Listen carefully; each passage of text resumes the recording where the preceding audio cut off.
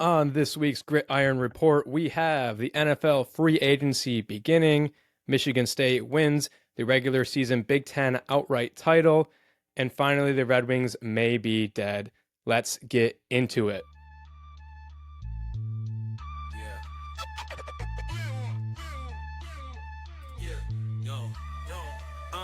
In the heart of the city where the lights grow dim, grit and grind every inch, every rim. From the underdogs rising to the legends that win.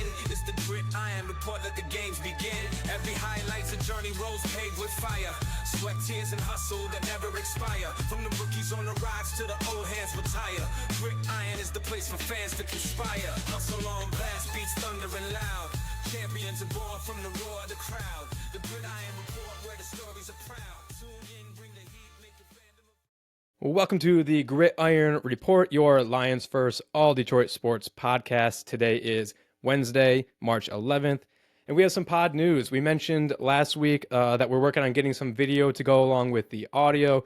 So if you're watching this on YouTube and seeing our ugly mugs, that means I was able to get the edits working and we are good to go. If not, I promise we'll have it for next week. You guys should be able to still get this as our normal audio, but we're working towards that. But the NFL free agency has started and Detroit has started to make some moves. We're starting to see what the roster is looking like for this upcoming season. So before I get into that, I want to give just a real quick overview of how the free agency really works. I know at least a few of the listeners have reached out to me about just not quite knowing how free agency works, all the days and all that stuff. So we talked last week about some cap casualties, how different teams are going to be working and basically identifying guys that they need going into the next season if that money in their contract is justified. That's why you can see a lot of different guys who are big names be cut if suddenly the team feels that they need to have that money used elsewhere on their roster. You can see some big names being cut. Those were the cap casualties that we discussed last week. So those guys were still technically on the team,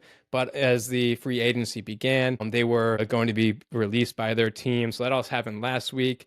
And then starting this past Monday was the date of free agency can actually begin negotiating. So that's when you see a lot of the different contracts and the different agreements coming through. Detroit had a few different guys they made agreements with. The caveat is, though, the teams and the players are not allowed to actually make any contracts, not allowed to sign anywhere until Wednesday, which is obviously going to be today when you're listening to this. So you've seen all these guys, they agree to deals. They can't actually sign on the dotted line until come Wednesday. It's all just handshake stuff.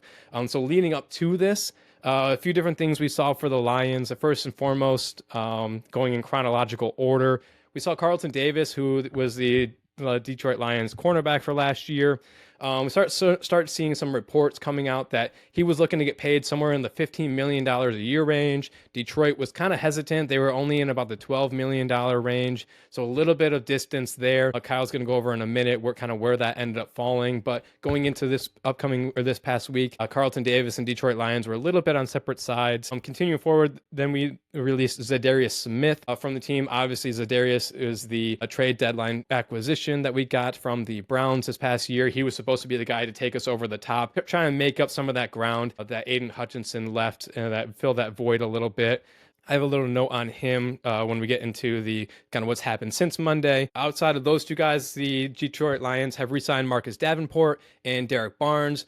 Marcus Davenport was sort of the Zadarius Smith before last season. We signed him to play opposite of Hutch. We don't really need to get into his metrics. He's a guy who can perform. He's not really a game changer, but when healthy, he has the ability to assist on the defensive line. The issue with him was always it was a big if he was available. He had some health injuries, and then after 1 or 2 games, he went down for the entirety of the year. So Detroit brings Marcus Davenport back, trying to really get it right for him, giving him one more chance, and then signed Derek Barnes, who also dealing with injuries. I feel like everyone we're going to be talking about was dealing with injuries in one way or another for Detroit, but they brought those two guys.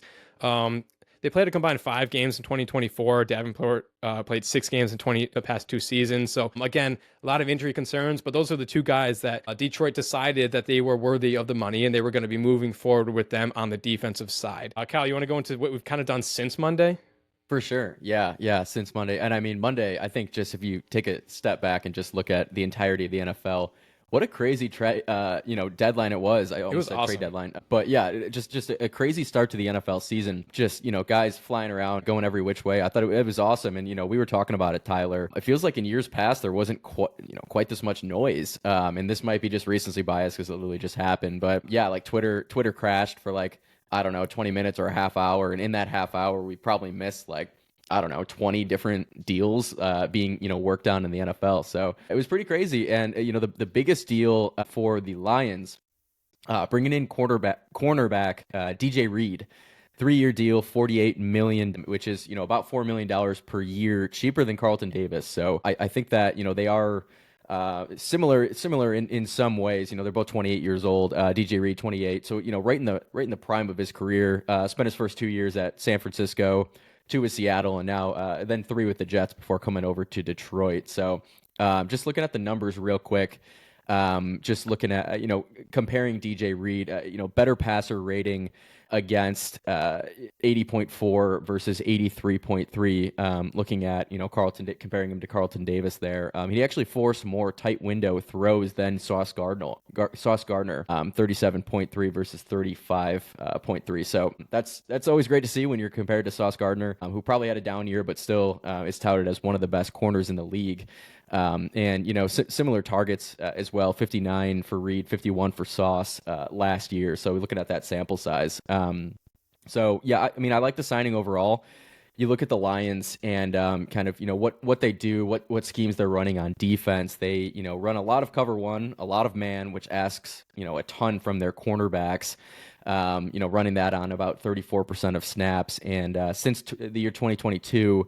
DJ Reed's nearly 71 PFF cover grade in cover one is actually 12th best among corners in the NFL. So I think that he fits this defensive scheme really, really well. He's a great tackling cornerback, which you can't really say about all corners. And I know that's going to fit really well into the Detroit Lions defensive scheme. And for what it's worth, ESPN did have Reed rated as the number 1 free agent available. So I'm not exactly sure where that time frame was, but being number 1, that's never a bad thing. So yeah, I like the signing overall. I thought that I was a bit underwhelmed by the Lions, but I loved the DJ Reed signing, and we had a 4th round compensation pick from losing Carlton Davis.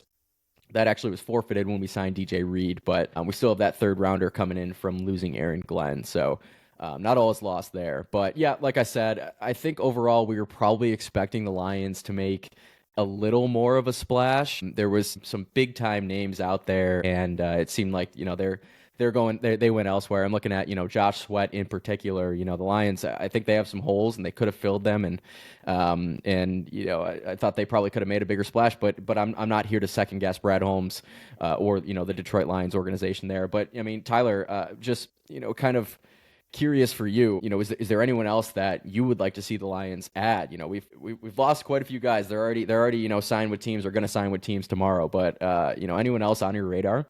Yeah, I agree with you in that, like, it might be recency bias, but this deadline or this free agency class, I saw on Twitter people were talking about how it's a historically weak class. I didn't think so. I thought there's a number of different high priority guys going out. I was so pumped to record this because there's so much to talk about. Now I agree. Yeah. It did come in a little bit underwhelming. I love DJ Reed. It is a little bit concerning. He's only 5'9", which is fine. We're not shaming our short kings here, but Amik Robertson, who actually really came into his own last year towards the end of the year for that Detroit defense, is also 5'8", 5'9". So I don't know how many undersized cornerbacks we can get out there. I don't have, I don't know Terrion Arnold's height off the top of my head here, but he better be like a 6 foot, at least 6'1" guy, because we can't be throwing a bunch of 5'8" cornerbacks out there going up against these new, all these wide receivers that are all 6'4" to 6'6". But there were so many different names out there specifically for a lot of positions that Detroit needed to fill. You mentioned Josh Sweat. There's a number of different guys that I thought the guys that I'm like, it doesn't really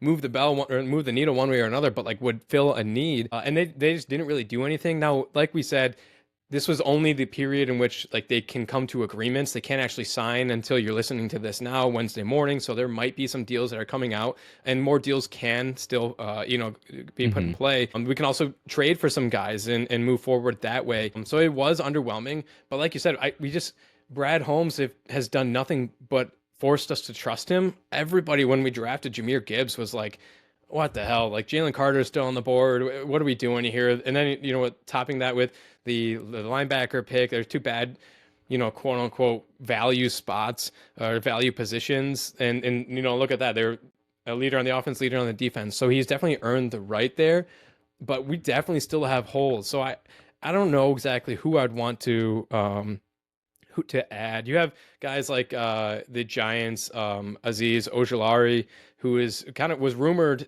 around the trade deadline as someone that Detroit could maybe go out and target. 6'3", 24-year-old edge from the Giants. Like I said, he's a little bit undersized at 240, but still has just a below average passing grade, a pass rush grade, run defense grade, 7 sacks last year.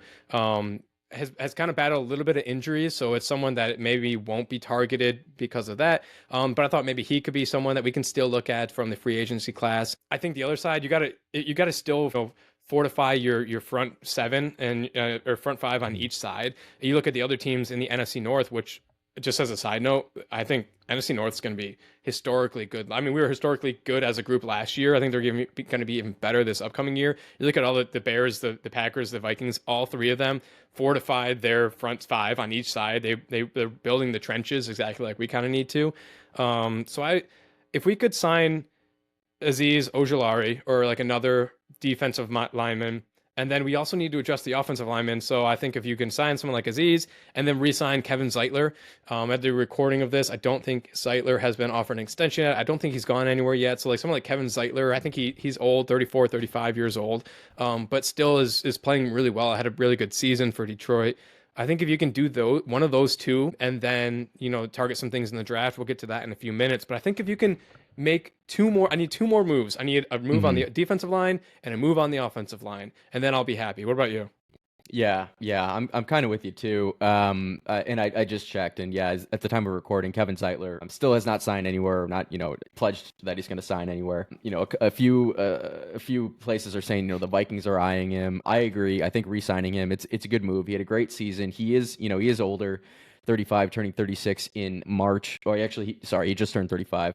Guards, tackles, they seem like they kind of age into their position, so it's not the end of the world having him at that age there.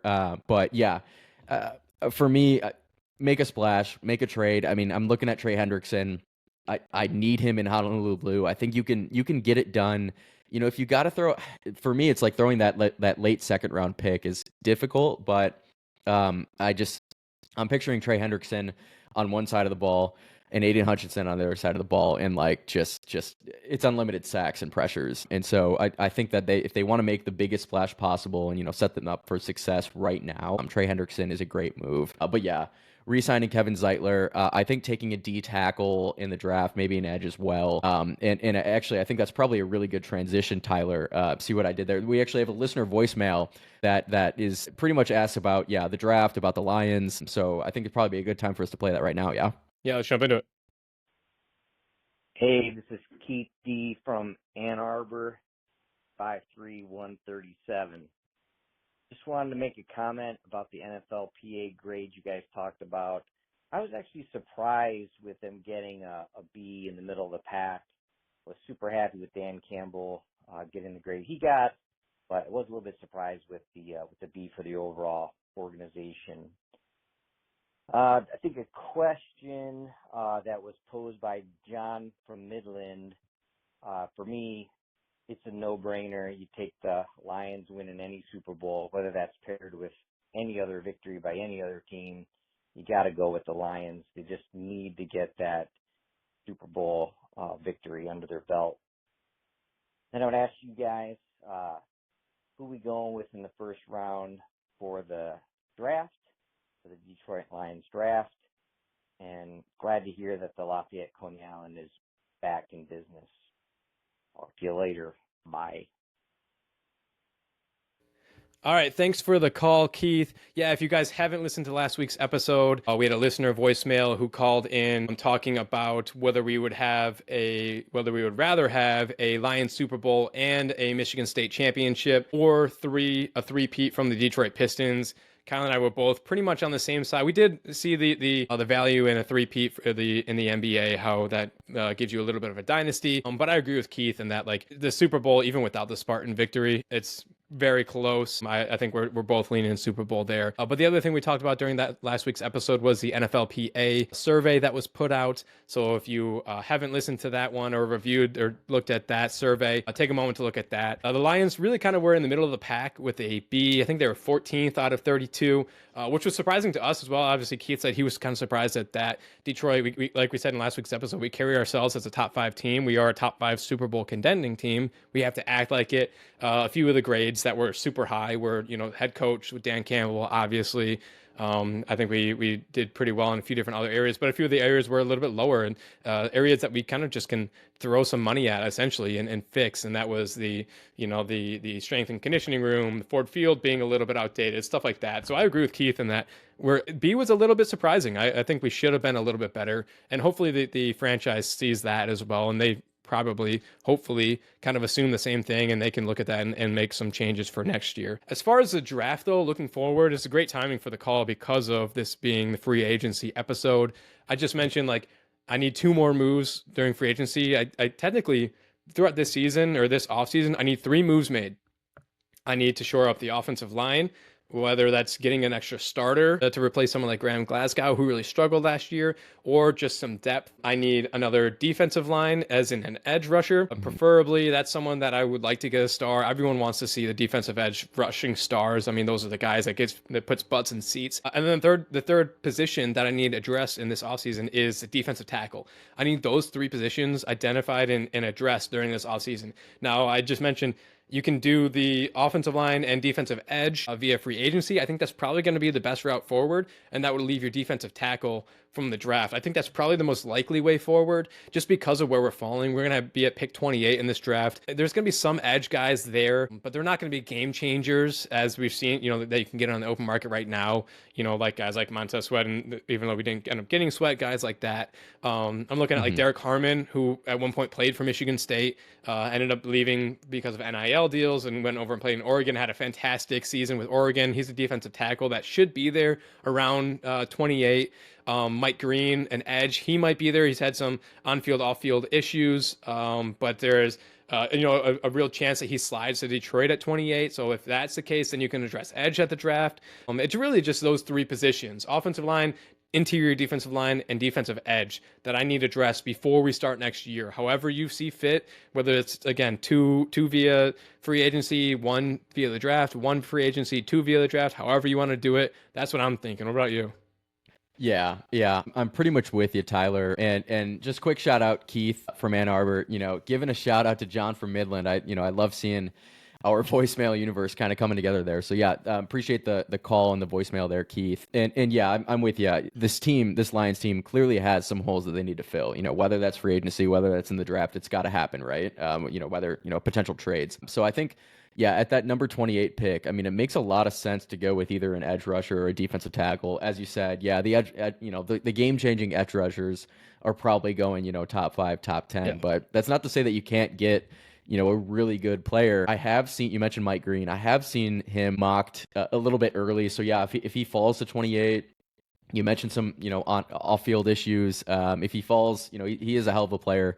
I think you absolutely scoop him up at 28. James Pierce from Tennessee, another edge rusher, another very good player. And then, looking at a defensive tackle, I feel like defensive tackle might make more sense just at that pick, just given it's late first round. Walter Nolan from Ole Miss, just a really athletic defensive tackle there too. So there's certainly options. You have that first round pick. You can load up on defense. I think you're going to see a lot of teams, especially early in the draft, they're going to be loading up on, quarterbacks, some receivers, some skill positions. So I think, that later on in the draft, you might actually be able to get some value with some edge rushers or defensive tackles. And, Tyler and I are going to break down the draft in more detail as we get closer. Of course, that's not till April. We got a lot of great sports coming up before then. But yeah, Keith, appreciate the call.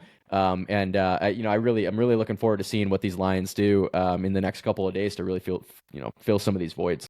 Yeah, hopefully by the time you're listening to this on Wednesday, the 12th, we filled one of these holes and we've made a trade or made a signing or something. And that answer is kind of made for us. But let's keep it moving. We got a lot to talk about. Let's jump over to the hardwood because we had some other sort of big news going on this week. And that is Michigan State Spartans won the Big Ten outright season title, beating actually the game by now. This is 2 games ago, Iowa 91-84. They then obviously went on to beat Michigan at home senior night with the scrum at the end there. So let's just kind of jump back to the Iowa game. Kind of different than the Michigan game on senior night. Again, Michigan State started out slow. We knew by that point we had already won outright, correct? I think Michigan had lost, so we knew we had it. Yeah. But still, it was disheartening. It's so hard to go to Iowa and play a Fran McCaffrey run program. They bug me so much. It's just like to see us start as slow as we did. It was really disheartening. But then they did what they've done pretty much all season and just turned it on in the second half and used our depth and really wore Iowa down. They went from 11:52 in the second half to 2:43. They had just one empty possession, and in total that was a 33-12 run. So like it was again different than the Michigan game on Sunday, but it was as similar as what we've seen all season, that like a real slow start and then the depth just eventually wears down the other team. No idea if that's going to be sustainable in the Big Ten tournament or in March Madness, but they got it done in Iowa City. Yeah, they did. You mentioned that, MSU already knew that they, had a share of the Big Ten, but that was just a share at that point. And so, winning that Iowa game means that it still meant so much to that Right. team, winning that outright title. So, yeah, you mentioned it, but to see them start out so slow again, time and time again, like it's very disheartening. It's gonna catch And them. then, yeah, you do that in a tournament, and you have zero margin for error. Lose a game, you're out. In the Big Ten tournament, and then obviously in March Madness. So yeah, we want to see faster starts, right? But yeah, you mentioned that 31-12 run, and it pretty much happened right after Trey Hallman, was talking his shit to I don't know which Iowa guard, but setting the moving screen, whatever that was, and yeah, basically, if you're a mouth reader, you knew exactly what Trey Hallman said and exactly what he called that Iowa guard. And yeah, afterwards, that I don't know if that was the spark they needed, but they needed something because they were playing real slow out there, real lackluster. And then yeah, 31-12 run basically after that moment to end the game. And yeah, that's all she wrote. And Michigan State was regular season Big Ten outright champs. And I guess a great transition into the Michigan game with Trey Hallman. I don't know how much we really, because this has been probably talked about at nauseum now, in the media. I'm sure if you're a fan of Michigan or Michigan State, you have obviously a take one way or another. You've seen what happened. You've talked about it. So I don't know how much we want to talk about it, but it just seems like with the logo scrum, with the senior day tradition. Well, let's take a step back. It always seems like it's something with the University of Michigan, and I might sound like a homer saying that as a Michigan State fan, but I know other colleges probably feel the same way. And I don't know if it's just a false sense of entitlement that, is exuding from, that campus in Ann Arbor, but, it seems like there's always one common denominator, and it's them. So, I mean, they're the only football team to have tunnel issues from what I've seen, the only basketball program who's,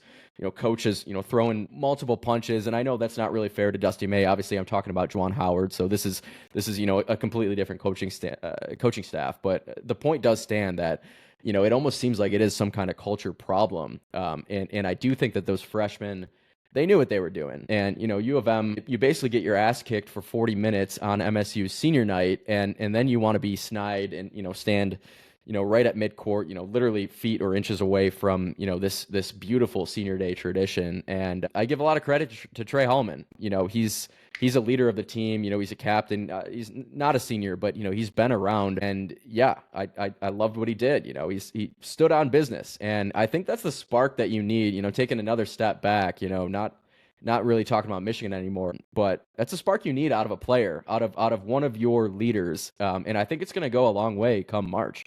Yeah, it was a great transition because, like you said, Trey kind of sparked both of those.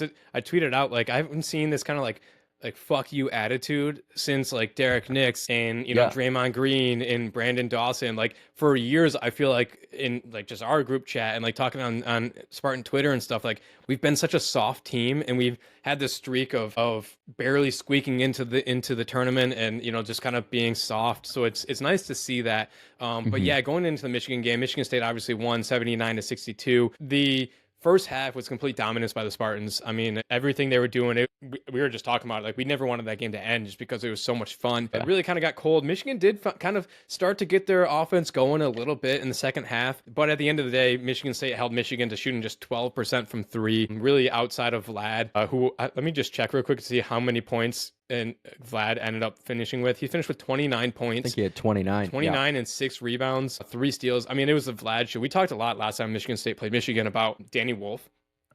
And rightfully so, he'd been great all season.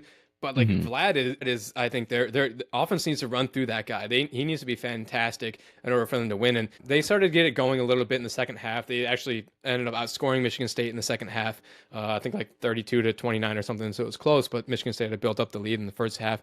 So the game itself, yeah, it's whatever. I think Michigan's on a skid. They're obviously still in the tournament. I think they maybe could fall to a 4 seed. Really kind of depending on how they play in the Big Ten tournament will kind of depend on enforce whether they're a 3 seed or a 4 seed. So important to watch there. But yeah, my take on the scrum at the end is, I'm going to try and be like as even as possible. I know we have some listeners who are Michigan fans, a large number of Michigan State fans. I'm okay. I mean, to be honest with you, I'm fine with what the freshmen did. They just got their ass kicked for 40 minutes and they were frustrated. They're rivals. They're supposed to hate each other. Like to be honest with you, I'm okay with what they did. What frustrates me was the opinions and attitudes after that happened. Specifically from Dusty May. I mean, the players, they did what they did.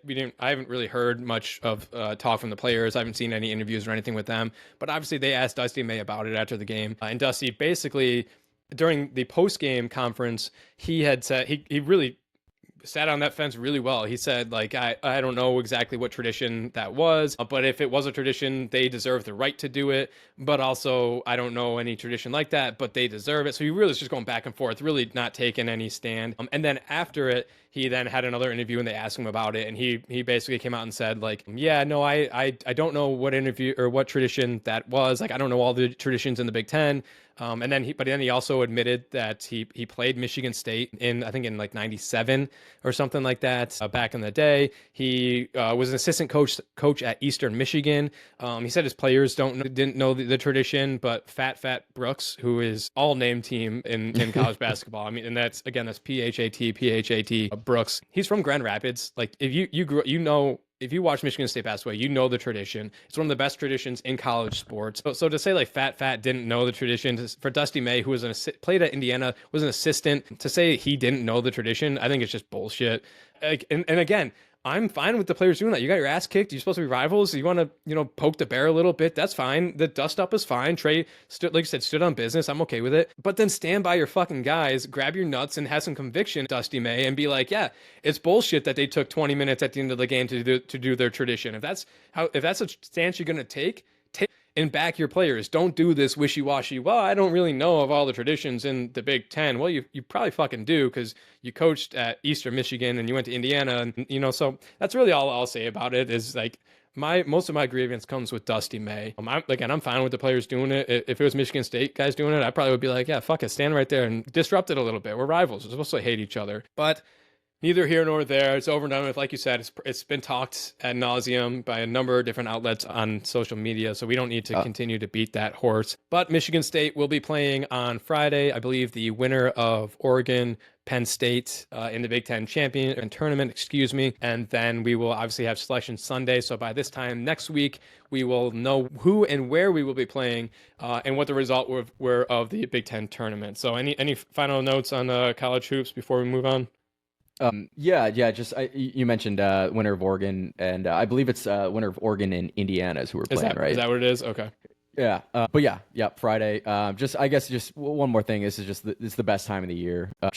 Being able to have college basketball on at all hours of the day. It's really beautiful, and that starts the Big Ten tournament. I've always loved the Big Ten tournament. I do see in our show notes question what means more to you, Big Ten regular season or the Big Ten tournament? Actually, for me, by far, it's the Big Ten regular season. I mean, it's a much bigger body of work, 20 games, a culmination of 20 games versus just, 3 or, however many you're playing in that tournament in the Big Ten. But it is always fun to win the Big Ten tournament because then you just have obviously as much momentum as possible going into the NCAA tournament. But yeah, for me, that banner is going to fly forever, and that's that Big Ten regular season championship. So I'm pumped about it, and shout out to the boys there. I think I'm the same way. I agree. Well, I agree with you. It is just such a strange thing that there's two different champions within a season, and there's no way around it. It's just there's so much pressure, and like you said, such a large body of work to win the regular season. Like, you can't just ignore that, but then you can't ignore the tournament either. Obviously, it's more important, the tournament, for the the non-power five, the lower conferences who are fighting to get bids into the tournament. So yeah, I think I agree. I'll take the regular season because then at the same time, I agree with you. It does give you a little bit of momentum if you win the tournament, but also if you lose on the first day or something, it is a little more rest, getting ready for, you might have an idea of who you might be coming up against in March Madness, or, if nothing else, you can try and get a little bit healthy. So there's a little bit here or there. So, okay, let's keep moving forward. Let's jump over to let's do some Tigers talk. We don't have much going on in terms of a gameplay. We've talked over this past entire offseason about the Alex Bregman saga. Gleyber Torres ended up signing him. We talked, I think it was last week, about the injuries to both Matt Vierling and Parker Meadows. I don't have any update on either of them. Again, Matt Vierling was already ruled out for opening day due to the right rotator cuff strain. At the Parker Meadows was going to be, I think he's technically considered day-to-day with his nerve issue in his arm. Unfortunately, he's just kind of waiting for that nerve to wake up. So no update on either of them. But we do have some farm system updates. Yeah, and they're pretty big. Yeah, so the MLB just released their updated 2025 farm system rankings, and there's a new team at the top of that list. And that's right. That's your Detroit Tigers. So we've known this for a while now, that the Tigers farm system has been growing. It's been improving a lot. I mean, I'm just thinking back to the days where Ilitch would sell the farm, quite literally sell the farm system to get the best pitchers in baseball, or the best players in baseball, and our farm system would be completely bare, and we didn't have a single guy in the top 100. And fast forward to now. Of course, the team isn't as good as those teams in 2008 to 2014, but our prospects are incredible. So, top 100 prospects. I'll just go through them quickly. Jackson Drobe, pitcher, he's the number 5 prospect, and then right after him, Max Clark, the speedy outfielder, at number 6. Kevin McGonigal, shortstop, second base. He's the number 28 prospect in the MLB. You have Bryce Rayner, who shortstop. I believe they just picked him in this most recent draft. He's number 52. And then Theron, catcher, first base, at number 81. He's actually the catcher that we got from the Jack Flaherty trade last year, in-season trade. Got him from Los Angeles. And then just to round off the list, we have Jose, I'm probably going to butcher his last name, Briseño, first base catcher, at number 94 as well. So I believe they are maybe the only team, or like one of 2 teams, to have 6 guys in the top 100. And I know they're the only team to have 2 guys in the top 6 of MLB prospects. So it just goes to show that the cupboard is very much stocked as far as future Tigers are concerned. And that's not even counting all the young guys that are currently playing right now and currently helped them, to a magical season last year, a playoff push, a playoff series win, nearly another playoff series win, going to that final game against Cleveland. But yeah, I mean, it's awesome to see. And it just shows that the future is so bright for these Detroit Tigers. Yeah, you add those guys to the Parker Meadows, Riley Green, I'm not going to throw Torkelson in there because he still has a lot to prove. But, guys like Trey Sweeney, who is technically, I think he probably will start the season in AAA, so could still be a prospect. But it was a tremendous help in that playoff push, like you mentioned last year. So this number it's very strange to have a farm system like this. Like you said, it's not something that Mike Ilitch used to do. It was something they used to sell for everyone, and we won. We were getting results from that, so it's a little bit different. It'll be interesting to see when push comes to shove. Obviously, this past offseason was the first time that we actually were in the running for a superstar. It obviously didn't go our way with Alex Bregman, but when push comes to shove at the trade deadline, we're going to need to probably part ways with some of these guys. So it'll be interesting to see. That's not something we really have done in quite some time, and over a decade. So it'll be interesting to see how we can use this farm system to basically accelerate this window that we're currently in. So yeah, shout out the Tigers. We're getting closer and closer to opening day. The weather's getting beautiful up here in Michigan. I absolutely cannot wait for that Friday to come. We're going to be downtown enjoying it, hopefully enjoying a Tigers win, kicking off the season the right way. So that's all we had for the Tigers. But kind of in that same vein is the Red Wings. And I say that because they also are kind of heralded for their prospect list.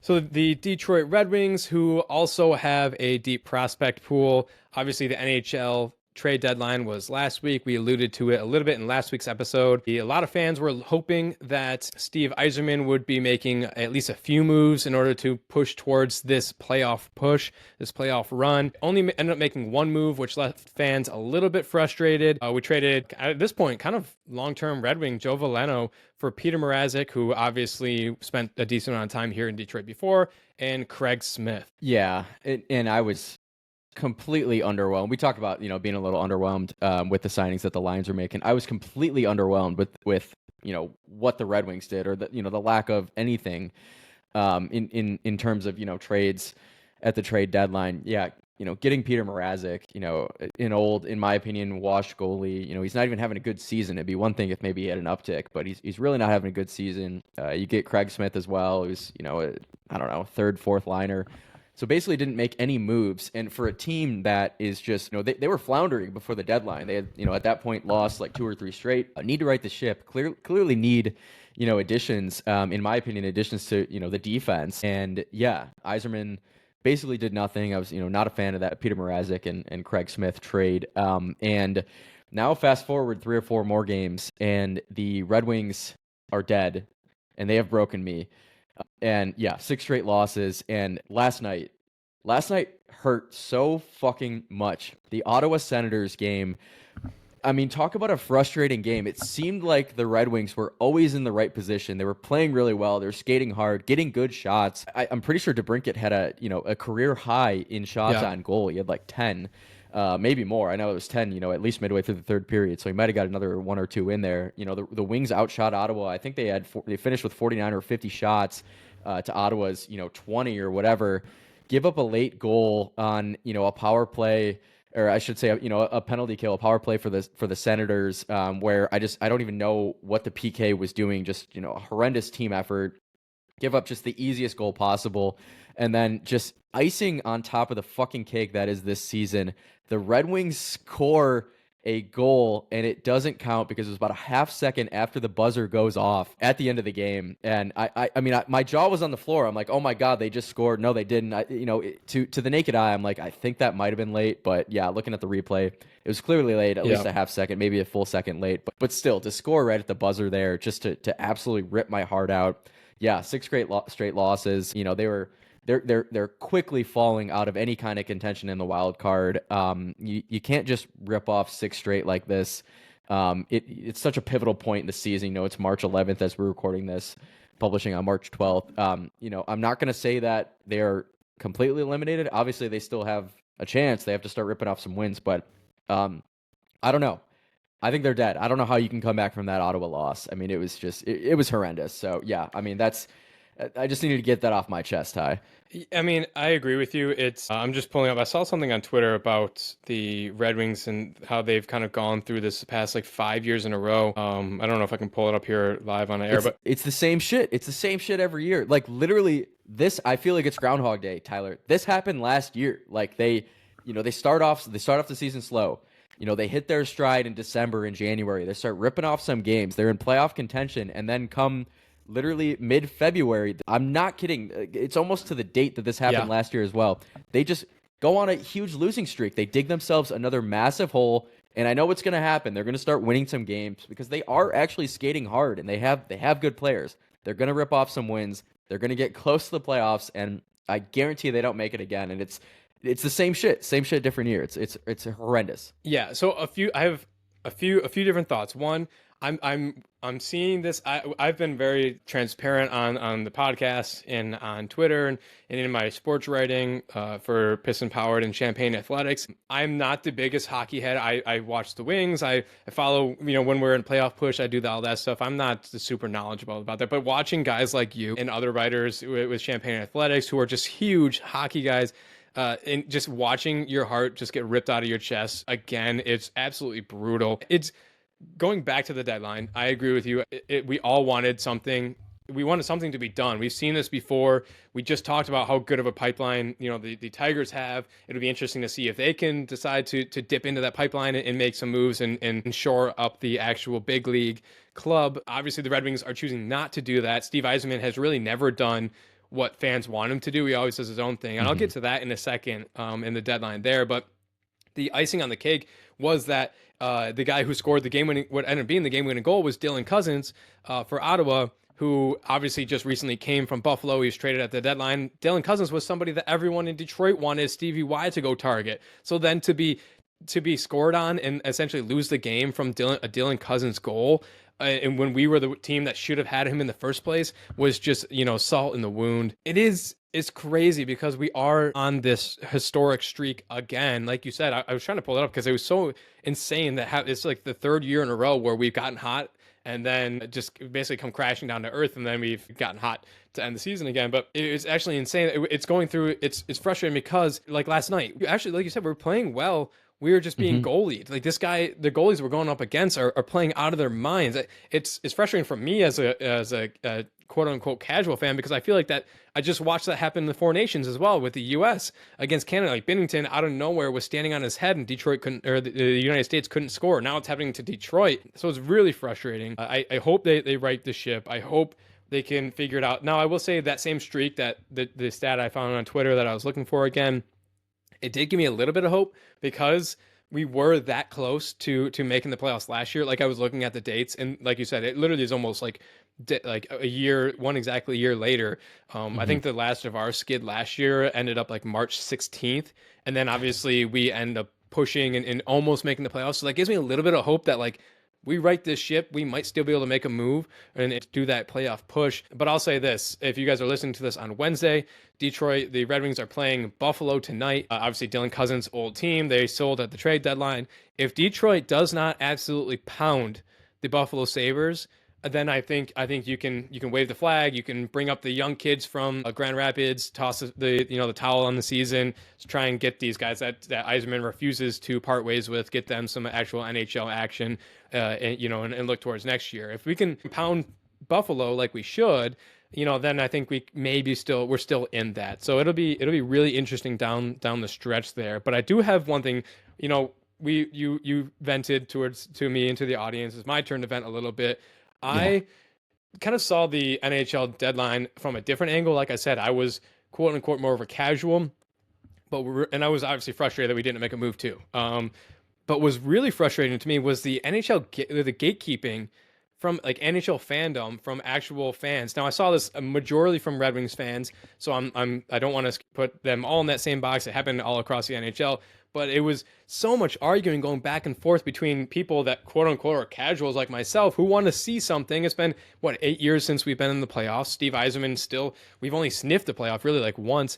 And so there's naturally a little bit of frustration. And people were voicing the opinion. But as soon as you went out on Twitter and voiced that opinion, you had other NHL people who were immediately jumping down your throat saying, well, look at all the prospect pool. How can you're such a casual? Like there was so much thrown around. I just want to say NHL fans, Red Wings fans, let's be better. Let's just be all on one team here. We're still trying to make the playoffs. Let's not gatekeep fandom. The amount of people who were in my DMs talking about how I was a casual NHL fan and I don't really watch the Red Wings and I don't know what I'm talking about because I said I think Steve Yzerman needs to make a move and it was frustrating that he didn't. Just fucking jump off. I mean, let's all be Red Wings fans. Let's go through this together. Yeah. And I think it's totally fair if you want to continue to give Steve Yzerman the benefit of the doubt, be patient with him. Sure, go ahead and do it. If you want to be frustrated that we haven't made the playoffs in 7-8 years, whatever it is, and you think Steve Yzerman should be on the hot seat, great. Okay, that's your opinion. So I saw that, and I just want to say to and you might be saying, well, Tyler, you have over 250 followers on Twitter. Of course, you're going to have people, coming at you for being a casual. And I say, you're right. I welcome that as a sports media personality. But let's be better as a group. Let's not gatekeep our fandom here. And let's try to make this push. Like I said, we were still on this skid this time last year, and we made the playoff push. So let's go. Let's keep going forward. Let's make that playoff push. Yeah, and I completely agree. Any Red Wings fan that is going to say, we're better than that. We need to trust Steve Yzerman. We're better than calling him out.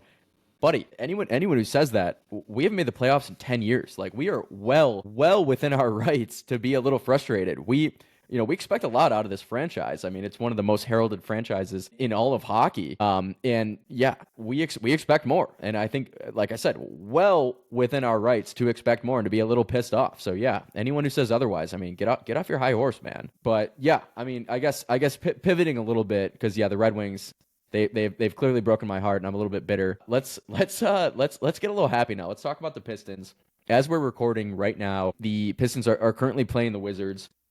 In Detroit, I believe. And it's late in the fourth quarter. Pistons 108, Wizards 95.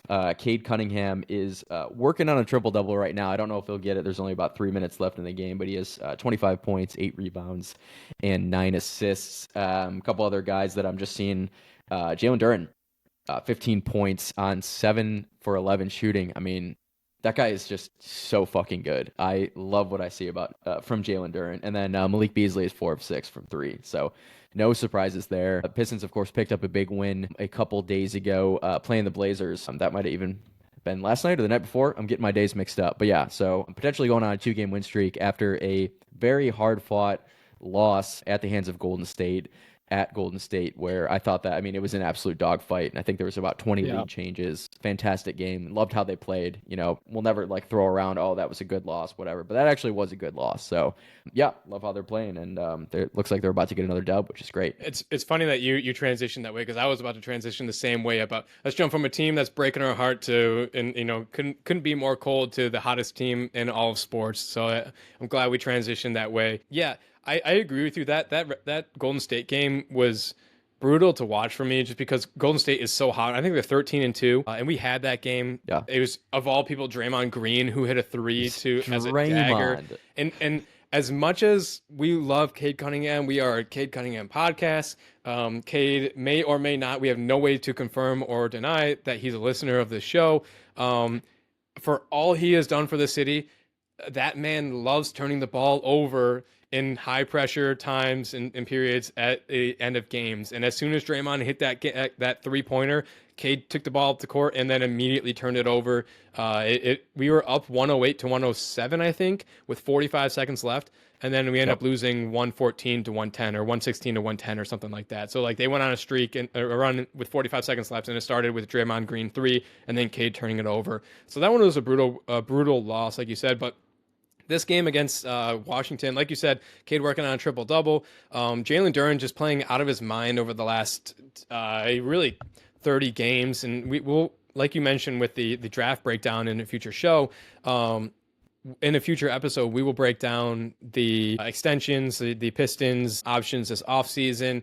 Jalen Duren coming into the season was eligible for an extension. I think he's absolutely playing his mind out. He is deserving of some sort of extension, not a max, but something. I hope we can get that done, because he's playing really, really well. I just love where this team's going. And then you look ahead. So we have Washington tonight, which it looks like we're going to come out with a dub. We play Washington again on Thursday, which is, it's hard to beat a team twice back to back, but a team like Washington, Troy Weaver, fuck Troy Weaver. Let's get 2 wins against them. Dude, fuck the Wizards too. Yeah, they talked so much shit last year, like, oh, don't be that guy, don't be the guy to break the streak. Don't want to be that talking one. Talking about the Pistons losing streak.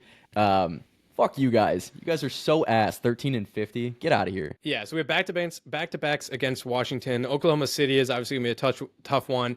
And then we have New Orleans, Miami, Dallas, New Orleans again, San Antonio, who shut some guys down. So you have a streak of 6 or so games that are very winnable. If Detroit can go above 500 in those games, if God forbid we go 750 in those games, we're very securely, within that 4 to 5 range. Last night they didn't play, which obviously, if you're listening, this was 2 nights ago, they didn't play, and all their guys that were kind of tracking record-wise all lost. So Detroit's really pushing for that 4 seed. We're really trying to get a home game, home playoff series. If we do, we'll have to do something on the podcast. We'll have to go hit the streets and interview some people or something for a home playoff series or something. But yeah, it's so much fun to watch these guys. And we're doing this all obviously without our number 2 scorer in Jaden Ivey, who was having a fantastic season before he went down.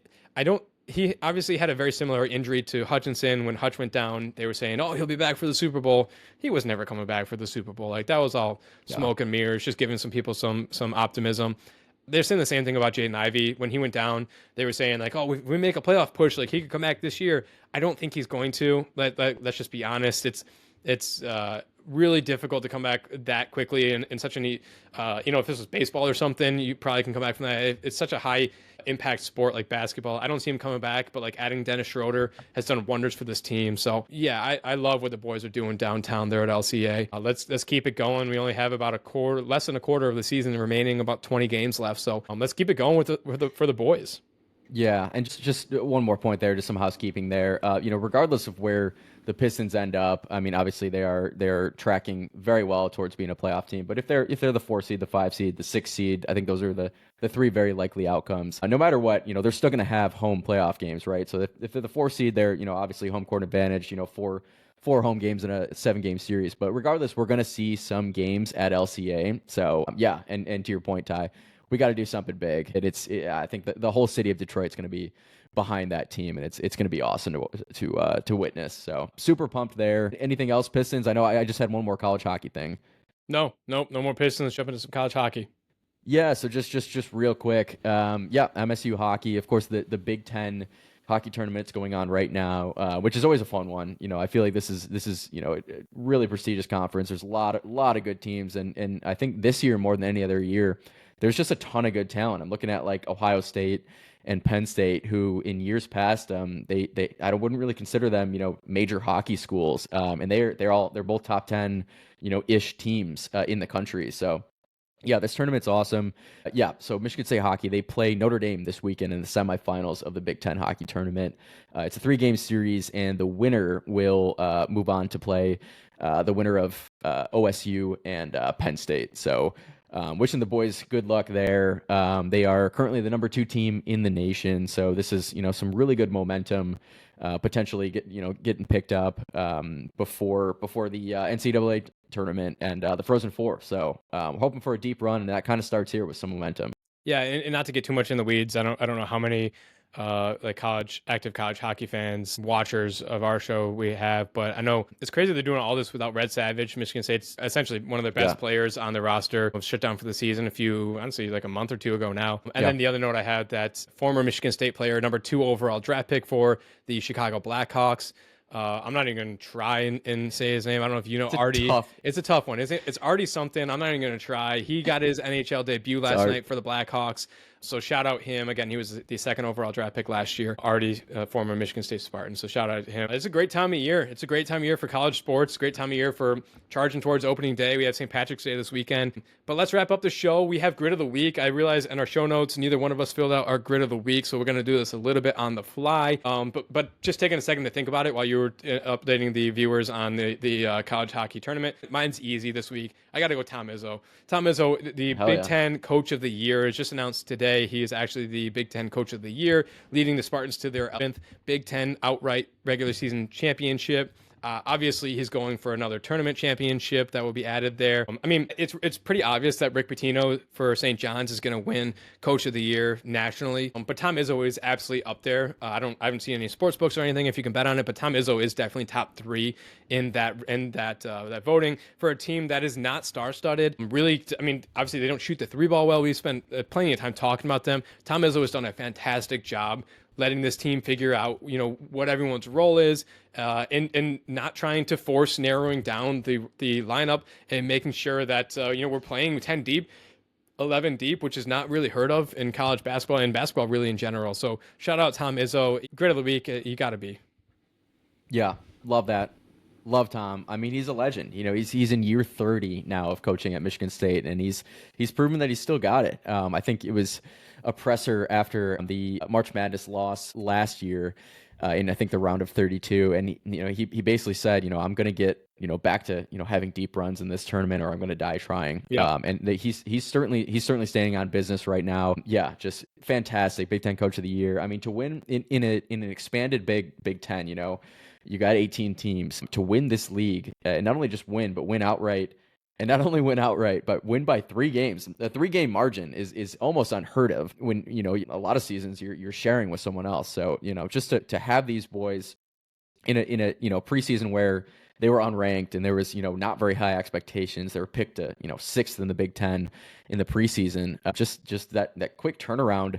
And getting the boys playing right, it's outstanding to see. So I love that pick. I'm going to go similar, staying on the hardwood, staying in the Breslin Center. I'm going with Trey Holloman. All right, good.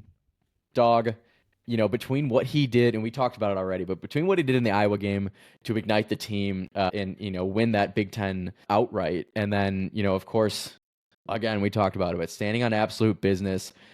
Standing up for what he believes is right, standing up for the traditions of Michigan State sports and Michigan State basketball, and then also dropping 20 points against a rival and kicking their ass and literally wiping the floor with them. It's got to be Trey Holloman for me. Absolute grit. I'm glad you picked him because as I was going through, like, Tom Izzo was my guy, my pick for the week. But as I was like explaining it, it popped in my head like, oh shit. Trey is also definitely deserving. Yeah, he is giving this team, like we already said, an attitude that we haven't seen in quite some time.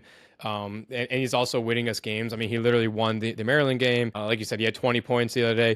Jace Richardson, I think, ended up winning Sixth Man of the Year. But what was strange was that like Jace ended up starting just under 50%, so he was qualified for that award. But Trey Holloman could have won that as well because obviously they ended up switching. So Trey, just under 50% as a sixth man, he definitely was worthy of that as well because he's been playing really well as well. So, and then to accept that role, like Tom Izzo, it was reported that Tom Izzo brought Trey into his office and was like, look, Jace is playing really well. We're going to insert him in the starting lineup. We're going to move you to the sixth man. Trey took that and he just ran with it. He said, okay, whatever we need to do to win games, like I'm cool with it. So he took that. Not every upperclassman would take it that well. So shout out Trey. I'm glad you gave it to him because I wanted him to get some sort of recognition. Trey and Tom, Tom just went on Part of My Take the other day. So he's making his rounds, his media rounds. Tom, come on the pod. Accept your award. We won't give you a hard time. We'll throw you some softballs. Trey, always welcome as well. So, all right, that is our show. Thank you for tuning into this week's episode. You can find Kyle on Twitter at Kyle_Marino. You can find me on Twitter at Dutton_Tyler. And my writing at both Piston Powered and Champaign Athletics. Join the conversation next week by calling into the Gridiron Report voicemail for us to play and discuss on the podcast. That phone number is 313-306-799. If you like this episode, please take a moment to rate it 5 stars and leave a review saying so. If you enjoyed watching us and our stupid reactions and our ugly mugs on YouTube, let us know. If there's any issues or anything with it, let me know as well so I can try and work through these. I appreciate you guys dealing with us and putting up with us finding out our path through this journey of podcasting and sticking with us as we give our stupid sports takes and everything. So thanks guys for watching. Hell yeah. Thanks, y'all. We appreciate y'all so much, and restore the roar. Every highlight's a journey, roads paved with fire, sweat, tears, and hustle that never expire. From the rookies on the rise to the old hands retired. Gridiron is the place for fans to conspire. Hustle on blast, beats thunder and loud. Champions are born from the roar of the crowd. The Gridiron Report where the stories are proud. Tune in, bring the heat, make your fandom a vow.